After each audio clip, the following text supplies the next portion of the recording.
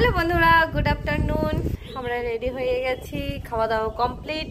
সকাল থেকে কোনো ব্লগ শ্যুট করা হয়নি। এখন আমরা যাব হচ্ছে একটুখানি মলে, কারণ একটুখানি ওটা আমার কথা রে, এই কথাটাই বলি। হ্যাঁ, একটুখানি বলে। আজকে রোববার, আর তার মধ্যে আজকে রোববার খরচ করতে হবে অনেক।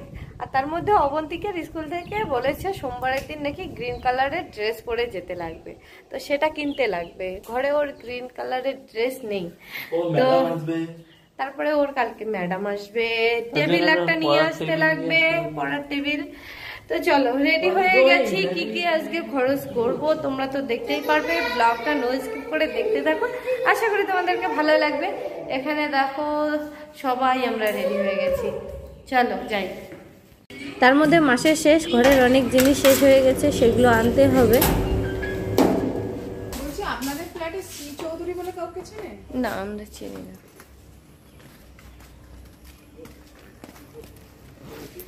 হ্যাঁ, বৃষ্টি পড়বে। ছাতা নিতে লাগতো, ছাতা নিতে লাগতো। ও গেল একটা।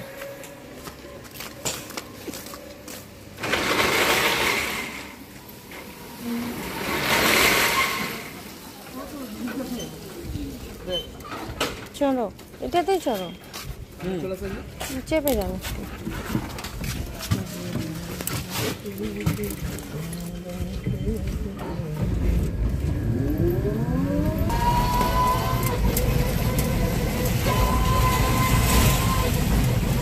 তো বন্ধুরা, বাইরে চলছে বৃষ্টি, কখনো বৃষ্টি হচ্ছে কখনো হচ্ছে না, এরকম পরিস্থিতি। তো কোন্নগর স্টেশনের কাছে দুটো মল ছিল, তো সেই দুটোতে ঘুরে ফিরে দেখলাম। অবন্তিকার একটা সুন্দর দেখে গ্রিন কালারের ড্রেস নিতে চেয়েছিলাম, তো সেখানে না পাইনি, ওই আছে টপগুলো। তো আমরা ভাবলাম যে বেরিয়েছি যখন, তো একটুখানি রঙ্গলি মলেই ঘুরে আসি, দেখি সেখানে পাওয়া যায় কি না ভালো একটা ড্রেস। তো অনেক দিন থেকে মেয়েটার কোনো ড্রেস কেনা হচ্ছে না, শুধু আমারই কিনছি। অবন্তিকার কেনা হচ্ছে, সেগুলো আবার ও পরে না, ওই সেই শোকেস আলমারি এগুলোতেই আর কি ভরে ভরে ভর্তি হয়ে আছে। ও যে দুইটা মানে পছন্দ, সেই দুইটাই পরবে কোথাও যাওয়ার সময়। এবারে যদি অন্য ড্রেস পরার জন্য জোর জবরদস্তি করি, তো যাওয়ার আগে অশান্তি মানে বেজে যায় ওকে নিয়ে। তো সেই জন্য আমি আর কিছু বলি না, ও যেটা পরে সেটাই চলুক, শান্তি মতো বেরিয়ে যাই, শান্তি মতো ঘুরে আসি, এই চিন্তাই থাকে। তো ও নিজেই বলছে যে মা একটা গ্রিন কালারের ড্রেস লাগবে, স্কুল থেকে বলেছে।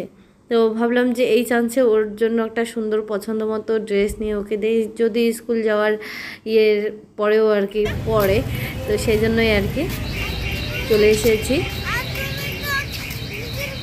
অবন্তিকে তুই কিন্তু অনেকদিন থেকে ক্রিমটা ঠিকঠাক লাগাচ্ছিস না, মলমটা আরও সাদা দাগটা বেশি দেখা যাচ্ছে। আমরা যেমন নিজের ঘর বাড়ি গ্রাম বাজার ঘাট সমস্ত কিছু ছেড়ে ফেলে ফুলে দিয়ে এই দিকে এসেছি, মানে বাড়ির থেকে দূরে। তো আসার পরে এই সমস্ত মলগুলোতে না আমাদের সময় সেরকম ভালোভাবেই কেটে যায়।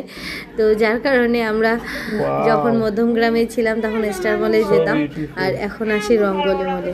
তো খুব ভালো সময় কাটে। যদি কোনো কিছু কেনার নাও থাকে, তাও এখানে ওখানে বসার জায়গা আছে, বসে টসে সারাটা দিন কাটিয়ে কোনো একটা খাবার খেয়ে আর কি ঘরে ঢোকা যায়। খুব ভালো লাগে, সময় কাটে, মনটা একটুখানি অন্যরকম হয়ে যায়।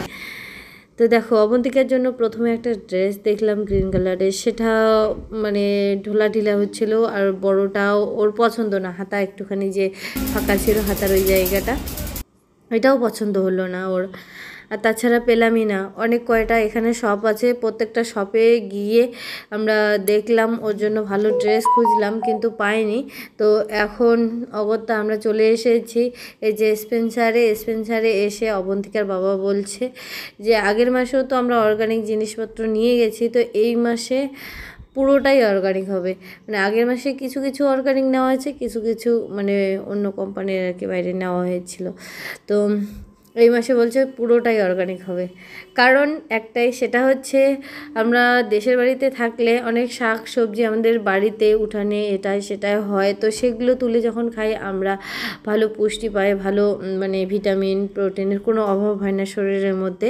আর যখন থেকে আমরা বাইরে বেরিয়েছি তখন থেকে বাইরে শাক সবজি কিনে খাচ্ছি, সেখানে তো সার দিয়েই ভর্তি, কোনো রকমের পুষ্টি গুণ কোনো কিছুই পাই না সেরকম, যার কারণে আমার রক্ত মাঝখানে কমে গেছিলো, তোমরা তো সবই জানো। তো এখন নিজেদের সুস্থ থাকতে গেলে যেটা ভালো হবে সেটাই আর কি করার। তো তার মানে এটা ভেবে নিও না যে রুমকির এখন খুব ভাব হয়েছে, এতগুলো টাকার বড় মল থেকে খরচা করে হ্যান ত্যান, এগুলো ভেবো না বন্ধুরা। আমাদের শরীরের জন্য ডক্টরকে না দিয়ে নিজের শরীর মানে খেয়ে পড়ে বেঁচে থাকবো, এটাই হচ্ছে মেন আমাদের জীবনের উদ্দেশ্য। তারপরে চলে এসেছি আমরা ট্রেন্সে। তো অবন্তিকার বাবা বলছে যে তুমিও একটা জামা নাও, তুমিও একটা জামা নাও। এখানেও অবন্তিকার একটাও জামা পেলাম না। তো তারপরে আমরা অগত্যা ওই গ্রিন কালারের টি শার্টগুলো হয় না মেয়েদের, ফুল থাকে সামনের দিকটায়, তো সেগুলোই একটা নিয়ে রওনা দিলাম। আমারও একটা দুটো জামা দেখলাম, একটা পছন্দ হলো। অবন্তিকার বাবা জোর করে নিয়ে দিল, বলছে যে প্রত্যেক মাসে একটা করে যদি জামা নাও তাহলে তোমার আর জামা কাপড়ের কোনো অভাব হবে না। তো আগে তো আমরা কি বলো তো গ্রামে ছিলাম, তখন আমাদের ইনকামও কম ছিল, তার মধ্যে বাড়ি ঘর কোনো কিছুই আমাদের কপালে ছিল না। বাবার বাড়িতে থাকতাম, টাকা পয়সা চিনতাম, একটা বাচ্চাকে ওই রকম করে মানুষ করা, খুব অভাবে দিন কাটাতাম। টাকা পয়সা থেকে শুরু করে খাওয়া দাওয়া সব কিছুতেই আমাদের কষ্ট হতো। তো যাই হোক, এখন দুই একটা টাকার মুখ দেখতেছি, তো সেই জন্য মনের ভেতরের মানে ছোট ছোট আশা আকাঙ্ক্ষাগুলো পূরণ করতে পারছি, তাই আর কি করছি, মনে কিছু নিও না। তখন কোনো মানুষ 2 টাকা ধার দিয়েও বিশ্বাস করেনি, আরও তো রাখতে দেওয়া দূরের থাক। এখন আমরা ভালো চলতেছি, ভালো খেতে পাচ্ছি, পড়তে পারছি, এখন একটা টাকার মুখ দেখতেছি, এখন আমাদেরকে বিশ্বাস করে রাখতেও দেয়। তখন অবন্তিকা পেটে ছিল, প্রেগনেন্সি অবস্থায় আমার কেউ খোঁজও নেয়নি শ্বশুরবাড়ির থেকে। তো সেই দিনগুলোর কথা ভাবলে না এখনও আমার হাত পাগুলো জ্বলে উঠে। যাই হোক বন্ধুরা, কালকে সকালবেলা তো ব্লগ শ্যুট করা হয়নি, আর দুপুরবেলা বেরিয়েছি, সারা দিনটা শপিং মলেই কাটিয়ে দিয়ে চলে এসেছি বাড়িতে। শুধু এসে রান্না করে খাওয়া দাওয়া করে শুয়ে পড়েছিলাম অমনি। তো পরের দিন সকালবেলা উঠেই আগে অবন্তিকার বাবার অফিসের ড্রেসটা আয়রন করে দিচ্ছি, কারণ কালকে ধুয়ে দেওয়া হয়েছিল তো শুকায়নি ঠিকঠাক করে। তো একটুখানি আয়রন করলে পরে গরম হয়ে যাবে, একটুখানি শুকাবে আর কি। তো যার কারণে ফ্রেশ করে সুন্দর করে আয়রন করে দিচ্ছি। বৃষ্টি চলছে কয়েকদিন ধরে, সেরকম জামা কাপড় কিছুই শুকাচ্ছে না, অনেক জামা কাপড় ভেজা রয়েই গেছে। বাইরে মেলে দিতে পারছি না ছাদে, আবার ব্যালকনিতে জায়গা কম, কাপড় জামা এদিকে বালতিতে অনেকগুলো জমা হয়ে যায়, যদি ধুয়ে দেই তাহলে কিছু বালতিতেই রেখে দিতে হয়, এরকম পরিস্থিতি। তো যাই হোক, ওর ব্যাগে ওর ড্রেসটা ঢুকিয়ে দিলাম, তারপর বিছানাপাতিগুলো গুছিয়ে গাছিয়ে নিচ্ছি। তো আজকে সকালবেলা অবন্তিকার বাবাই অবন্তিকাকে স্কুলে রেখে এসেছিল, ওর টিফিনে দিয়েছিলাম আজকে সুইট কর্ন আর ড্রাই ফ্রুট। তারপর অবন্তিকার বাবা স্নান করে কালকের কিছু ভাত ছিল, ভাত তরকারি, সেগুলো খেয়ে অফিসে গেছে। তারপরে আমি শুয়ে ঘুমিয়েছিলাম, কালকে রাত্রিবেলা সেরকম ভালো ঘুম হয়নি, তো ঘুমিয়েছিলাম। বারবার উঠে উঠে দেখতেছি যে আনার সময় হলো কি না, সময় হলো কি না, এরকম পরিস্থিতি। তার মধ্যে নিচে না এই সামনের যে মাঠ বলবো না কি বলবো, এইটুকু জায়গায় আর কি, তো ঘাস হয়েছে, তো এই ঘাসগুলো কাটার জন্য লোক এসেছে।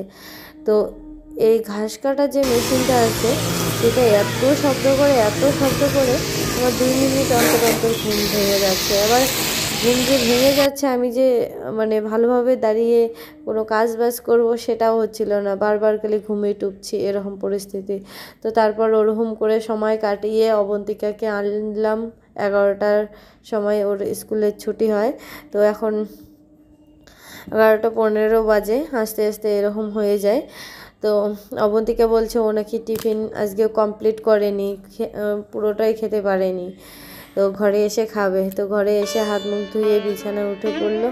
আমিও এখন বিছানাপাতি গুছিয়ে গাছিয়ে নিই, সকালবেলা একবার গুছিয়ে গাছিয়ে নিয়েছিলাম, তখন বললাম না যে ঘুমিয়েছিলাম, তখন আবার কাঁথাটা মেলেছিলাম। তারপর কিছু জামা কাপড় ছিল ছড়িয়ে ছিটিয়ে, সেগুলো আর কি ভাঁজ করে নিচ্ছি।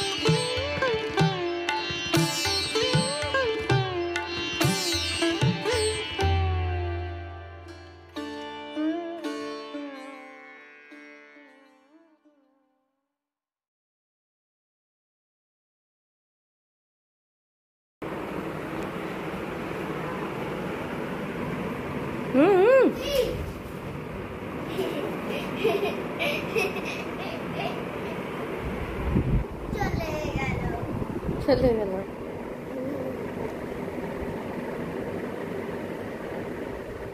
বিছানা গোছাগাছি কমপ্লিট করলাম, তারপরে একটা কবিতর এসে ঘরে ঢুকছিল, অবন্তীকে দিল তাড়িয়ে। তো তারপরে দেখো এখানে ব্যালকনিতে কিছু কাপড় জামা মেলে দিয়েছিলাম সেই কালকেই, তো আধা শুকিয়েছে আধা ভেজা এরকম অবস্থায় আছে, ড্যাম আছে কিছু কিছু কাপড়, তাও আর কি তুলে নিলাম, কারণ আরও বালতিতে অনেক কটা কাপড় মানে ভেজা অবস্থায় ছিল, কালকে তো মেলে দিতে পারিনি জায়গার অভাবে। তো আজকে আবার সেই কাপড়গুলো মেলে দিচ্ছি, একটুখানি হাওয়া বাতাসে কিছুটা হলেও শুকিয়ে যাক, তারপরে এক এক করে ভালো করে সবগুলো আবার শুকিয়ে নিতে হবে। এই একটা সমস্যা বৃষ্টি বাদলের দিনে।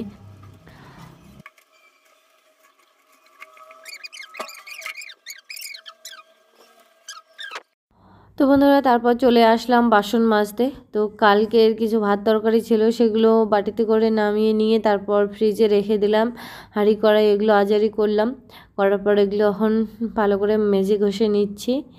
কিছুদিন ধরে যা ভাত তরকারি আমাদের ঘরে নষ্ট হচ্ছে সেটার আর বাপ মা নেই, কারণ আমার মনের ভিতরে আমি কাজ করছি, ঘুরছি ফিরছি, কিন্তু একটা অশান্তি কাজ করেই চলেছে।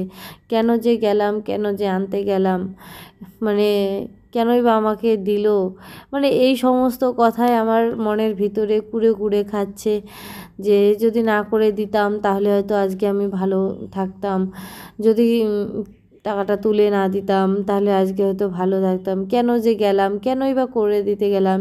যে লোকগুলো আমার কোনো দিনও খোঁজ নেয় না, তাদের খোঁজ আমি যেচে যেচে কেন নেই? মানে আমার নিজের উপরেই রাগ। আমি ওই চিন্তা ভাবনা করতে করতে নিজের উপরে ব্লেম দিতে দিতে আমার খাওয়া দাওয়া অবধি মানে কমে গেছে। এরকম পরিস্থিতি কবে যে এর সমাধান হবে, কবে যে কি করব, না পাচ্ছি যেতে, না পাচ্ছি মানে এখানে সুস্থ মাথায় থাকতে, এই পরিস্থিতিতে পড়ে গেছি। সত্যি মেয়ের যদি আগের স্কুলটা হতো বাংলা মিডিয়াম, তো সেখানে হলে হয়তো বা এতদিনে চলেই যেতাম। কিন্তু এখন দিয়েছি ইংলিশ মিডিয়াম, সবে সবে দিয়েছি, তার মধ্যে পরীক্ষা চলছে। এই একটা পরীক্ষা হওয়ার পরে আর মানে কয়েকদিন মাঝখানে রেস্ট থাকবে, তারপরে আবার শুরু হবে হাফ ইয়ারলি পরীক্ষা। মানে একটার পর একটা স্কুলে চলতেই আছে। আমার জীবনটা এখন মনে হচ্ছে যে তেনা বেচার মধ্য দিয়ে যাচ্ছে। মানে এত টাকা পয়সা এখানে সেখানে খরচ করছি, অবন্তিকার বাবা মলে নিয়ে যাচ্ছে, ঘুরতে নিয়ে যাচ্ছে, কিন্তু মনের শান্তি আমি নিজের থেকেই আনতে পারছি না। আমার ওই একটাই বুঝ, কেন আমি ওখানে গেলাম? কেন? ওই বাড়িতে আমার কোনো দিনও অধিকার ছিল না, ওই বাড়ির লোকগুলোর প্রতি আমার কোনো অধিকার নেই, আর ওই লোকগুলোর যে আমার প্রতি একটা দায়িত্ব কর্তব্য সেটাও নেই। ওই লোকগুলোর যদি দায়িত্ব কর্তব্য না থাকে তাহলে আমারও কোনো দায়িত্ব কর্তব্য সেখানে কাজ করে না। তো আমি কেন নিজে থেকে যেচে যেচে সেখানে যাই, ওদের ভালো করার চেষ্টা করি। ভালো করতে গিয়ে বড় বাসটা আগে আমিই খাই। কেন খাই? অবন্তিকার বাবা আমাকে এত বোঝায়, এতবার বলে সেখানে যেও না। আরে আমার জন্ম মাটি, আমার সব কিছু, আমি যেতে চাই না সেখানে, তুমি কেন যাও? আমাকে সবসময় ব্লেম করে, তুমি কেন যাও? ওই একটাই কথা, আমার মানুষের মানে না কোনো ক্ষতি করব না অন্যায় করব। মানুষ আমার সংসার ভাঙুক, কিন্তু আমি মানুষের সংসার ভাঙবো না, এই একটা আমার মনের ভিতরে প্রতিজ্ঞা। এই হচ্ছে পরিস্থিতি, যার কারণে আমি বারবার হেরে যাই। আর টাকাটা যদি শাশুড়ি মা এককালীন দিত, খাওয়ার জন্য দিত, তাও না হয় তোমাদেরকে ভিডিও করে বলা যেত যে আমাকে শাশুড়ি মা এই টাকাটা দিয়েছে খাওয়ার জন্য, হ্যান ত্যান। আরে উনি তো রাখতে দিয়েছিল, আর এখানে সেখানে বলার কী আছে? যখন রাখতে দিয়েছিল প্রয়োজন পড়বে ওনাদেরকে রিটার্ন করে দেব। মানে আমরা আমাদের সংসারের ঝামেলায় মানে মত্ত ছিলাম। ওই টাকা মানে আমাদের কোনো ইয়েই ছিল না, ধ্যান ধারণাই ছিল না। তো ধ্যান ধারণা না রাখার কারণে সামান্য টাকার জন্য আমি আজকে সোশ্যাল মিডিয়ায় বদনাম হয়ে যাচ্ছি। বাড়িতে সংসারে কাজ করি আর মনে মনে আমার ওই একটাই ভাবনা চিন্তা চলে সব সময়, যে মুহূর্তগুলোতে আমি ওদের কথা ভালো চিন্তা ভাবনা করেছি সেই মুহূর্তগুলো মানে ধিক্কার জানাচ্ছি মনে মনে নিজের উপরে, যে কেন মানুষের আমি ভালো করতে গেলাম। নিজের গোতের টাকা খরচ করে একটা জিনিস করে দিলাম, সেখানে নাম পাওয়ার বদলে দুর্নাম পাচ্ছি। মানুষ কোনো কিছুর আশায় ভালো কাজ করে না, কিন্তু কোনো কিছু ভালো হলে পরে ভালো সুনামের তো আশা করতেই পারে, তাই না? নিজের টাকা খরচ করে আমি যে কোনো জিনিস আর কি করে দেওয়ার চেষ্টা করি, তো সেই জায়গায় প্রশংসার থেকে যদি দুর্নামটাই আসে তাহলে কার মনটা ভালো থাকে বলো?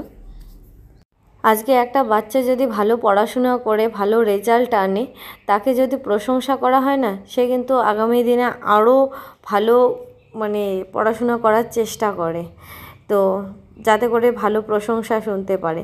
কিন্তু ও কিন্তু আসলে পড়াশোনাটা করছে নিজের জন্য, তাই নয় কি? ভালো পড়াশুনো করলে নিজে একটা ভালো জায়গায় দাঁড়াতে পারবে, ভালো চাকরি বাকরি, ভালো একটা কোনো কিছু না কোনো কিছু করতে পারবে। তো প্রশংসাও শুনতেও ভালো লাগে, মানে প্রশংসা শোনার কারণে সে ভালো ভালো কাজ করে। আমি জাস্ট উদাহরণ দিলাম একটা। তো তেমনই ধরো আমরা বড়রা সেগুলো তো পড়াশুনোর দিনগুলো তো গেছে, এখন ভালো কাজ করার চেষ্টা করি যাতে ভালো প্রশংসা পাই, আরও আগামী দিনে যেন ভালো কাজ করার সাহস পাই। আর আমার যা পরিস্থিতি, আমার কোনো এখন ভালো কাজ করতে গেলেই ভয় লাগে, যে আজকে মানুষের এই ভালো কাজটা করে দেবো, আজকে মানুষকে সাহায্য করব, কালকে কি না কি বাস দেয়। হ্যাঁ, আমার শ্বশুরবাড়ির প্রত্যেকটা লোকের উপরে আমার মানে একটা না একটা কোনো উপকার আছে, কিন্তু প্রত্যেকটা লোকের কাছ থেকেই আমি বাস পেয়েছি। এখন ভালো কাজ মানে করতেও আমাকে ভয় লাগে, এই হচ্ছে পরিস্থিতি। তবে ভালো কাজ করার আমার ক্যাপাসিটি ছিল, তাই আমি করে দিয়েছি, তাই আমি বাস খাচ্ছি। তো যত বাস খাবো তত আর কি শিখবো বিষয়টা। ওই এখন ইনস্টাগ্রামে কিছু রিলসে দেখা যায় না, যত ঠেকেছি তত শিখেছি, হ্যাঁ, লোক চিনতে শিখেছি, সেই হচ্ছে আমার পরিস্থিতি। তো যাই হোক বন্ধুরা, কালকে মল থেকে যেগুলো খরচপাতি নিয়ে এসেছিলাম সেগুলো আজকে গুছিয়ে গাছিয়ে নিলাম। আর এই র্যাকটাতে কাপড় রেখেছিলাম, আজকে আমি র্যাকটাতে এই যে যত খরচাপাতি আছে সেগুলো তা করে রেখে দিলাম।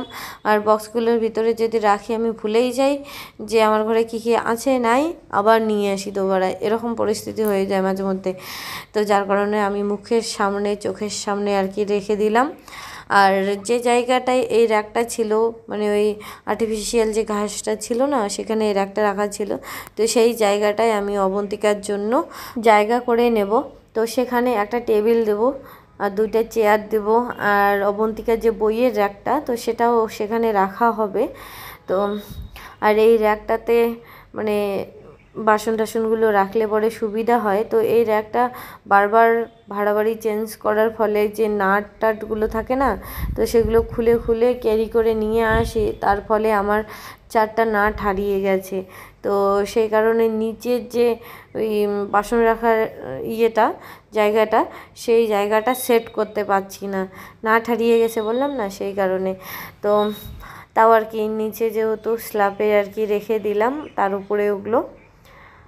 তো বন্ধুরা, আজকের ব্লগের মধ্যে সমস্তটাই তোমরা গোছগাছ এগুলোই দেখলে, তাতেই ব্লগটা অনেকটাই বড় হয়ে গেছে। তো যাই হোক, এখন রান্না করব।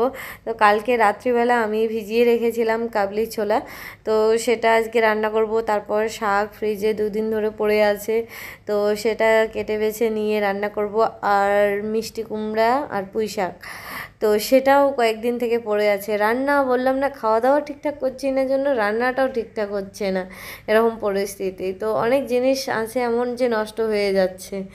তো কিছু কিছু জিনিস এমন যে মানে না চাইতেও আর কি শেষ হয়ে যায়। যেমন গালামাল দোকানের কিছু খরচাপাতি, গালামাল বলতে গ্রোচারি, তোমরা অনেকেই গ্রোচারি বলো, তবে আমাদের গ্রামে আমরা আর কি যখন ছিলাম আর কি, তো সেখানে গালামাল কথাটা শুনে শুনেই অভ্যস্ত, শুনে শুনেই বড় হয়েছি। তো মুখ থেকে আগে আমার ওই গালামাল কথাটাই বের হয়, গালামাল মানে হচ্ছে গ্রোচারি খরচা। তো এগুলো না চাইতেও শেষ হয়, লবণ চিনি চাল ডাল এগুলো।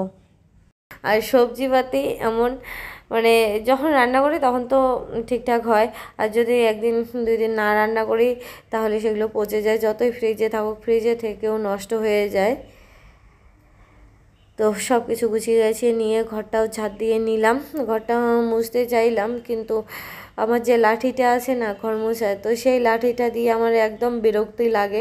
তো অবন্তিকার বাবাকে বললাম আমাকে একটা এই মগ টাইপের যে থাকে না ঘর মোছার, তো সেগুলো কিনে দাও। তো বলছে যে ফ্লিপকার্টে অর্ডার করে ফেলে। তো ফ্লিপকার্টে বসে বসে অর্ডারও করে দিয়েছি। তো আস্তে আস্তে শুক্রবার আসবে, তো এই 2 দিন চালিয়ে দিই এরকমই। আর আমার কোমরটা যেহেতু ভালো না, সেই জন্য ওই লাঠি যেটা, ওটা হাত দিয়ে চিপতে হয় বারবার, ওই জলে হেলে হেলে চিপাচিপি অসহ্যকর লাগে। এখন তো বসে বসে ঘর মোছার দিন তো চলেই গেছে, তারপরেও আমাদের কোমরের এই অবস্থা, তারপরেও আমরা আরও অনেক সুখ চাই। তো সেই জন্য মগ একটা অর্ডার করে দিয়েছি, সেই মগের মধ্যে আর কি ঘুরালেই চিপা হয়ে যাবে, তো তাতে করে সুবিধা হয়। আগে একটা আমার ঘরে ওরকম ছিল, তো সেটা বাড়িতে রেখে এসেছি। ওই ঘর মোছার জিনিস নাকি কে এত দূর উবিয়ে নিয়ে আসে বলো। তারপরে আমাদের ঘরে থাকতে থাকতে মাকে বলেছিলাম যে নিয়ে যাও, তুমি তোমাদের ঘর মুছবে, তো তারপরে মা নিয়ে গেছিলো। তো যাই হোক, তো এখানে দেখো কাবলি ছোলা আজকে আমি রান্না করছি। মশলা আগে থেকে কড়াই ছিল, পেঁয়াজ কাঁচা লঙ্কা দিয়ে তেল দিয়ে ভেজে নিলাম, তারপর মশলাটা দিয়ে একটুখানি হালকা করে নাড়াচাড়া করে কাবলি ছোলাটা দিয়ে দিলাম। কাবলি ছোলাটা আগে থেকে সেদ্ধ করে নিয়েছি প্রেশার কুকারে। তো তারপরে দেখো এখানে লবণ দিচ্ছি। তো মশলা যখন পেস্ট করেছিলাম তখন আমি লবণ দিয়ে পেস্ট করেছিলাম, যার কারণে অল্প একটুখানি দিলাম। তারপরে আমি দিলাম হচ্ছে জিরে গুঁড়ো দেওয়ার পর লবণ হলুদ দিয়ে তারপরে কাটা নাড়া করছি। তো এর মধ্যে দেব হচ্ছে শুকনো লঙ্কার গুঁড়া। তো এখানে শুকনো লঙ্কা দেওয়া আছে, তো সেরকম কালার আসেনি, তো আরেকটুখানি কালার করার জন্য আমি শুকনো লঙ্কার গুঁড়া দিলাম। তারপর আমার কাছে টমেটো ছিল না, তো আমি এখানে চিলি সস দিলাম। টমেটো সসও শেষ হয়ে গেছে, আনাই হয়নি। অনেক জিনিস এমন আছে যে ভুলে যাই আমি, তো ভুলে যাওয়ার কারণে অভাবে ভুগি মাঝে মধ্যে। তো যাই হোক, কোনো ব্যাপার না, চালিয়ে দিচ্ছি আর কি। আমারই দোষ, আমাকেই চালাতে হবে। তো তারপরে জল দিলাম, জল দিয়ে আবারও কষিয়ে নিচ্ছি। কষিয়ে নেওয়ার পর আবারও জল দিলাম। তারপরে দিলাম হচ্ছে ঘি, চিনি, গরম মশলা দিয়ে আবারও এই জলটা শুকিয়ে একদম মাখা মাখা করে নেব। তারপরে নামিয়ে নেব। শুধু এই রান্নাটাই আজকে তোমাদের সঙ্গে শেয়ার করলাম। শাক, পুঁই শাক, তারপর মিষ্টি কুমড়োর যে সবজিটা করেছি, তো সেটা তোমাদেরকে দেখাইনি, আগে করেছি। তো মাঝখানে আমার মোবাইলটা সুইচ অফ হয়ে গেছিলো, তো সেই জন্য তোমাদের সঙ্গে শেয়ার করা হয়নি। দেখো খাওয়া দাওয়া করে নিয়ে তারপর তোমাদেরকে দেখাচ্ছি আমরা কী কী আজকে রান্না করেছি। যে শাকটা খাইনি, ভাত খেতে খেতে সন্ধ্যা লেগে গেছে, আর শাকের মধ্যে হলুদও দেয়নি। রাত্রিবেলা নাকি শাক খাওয়া যায় না, তো সেই জন্য শাকটা বাকি রয়ে গেছিলো, খাওয়া হয়নি, কালকে সকালে খাবো। তো যাই হোক বন্ধুরা, আজকে প্রথম ম্যাম এসেছে অবন্তিকাকে পড়াতে, তো ম্যামের জন্য চা করে নিচ্ছি, চার সাথে হবে নিমকি। তো আজকের ব্লগটা তোমাদেরকে কেমন লাগলো অবশ্যই কমেন্ট করে জানিও। ভালো লাগলে লাইক, কমেন্ট, শেয়ার করে দিও। নতুন বন্ধু হলে চ্যানেলটিকে সাবস্ক্রাইব করে দিয়ে পাশে থাকা বেল বাটনটি অল নোটিফিকেশনে ক্লিক করে দিও। তাতে করে আমার নিত্য নতুন ভিডিও যখনই আমি আপলোড করব তখনই তোমাদের কাছে নোটিফিকেশন চলে যাবে।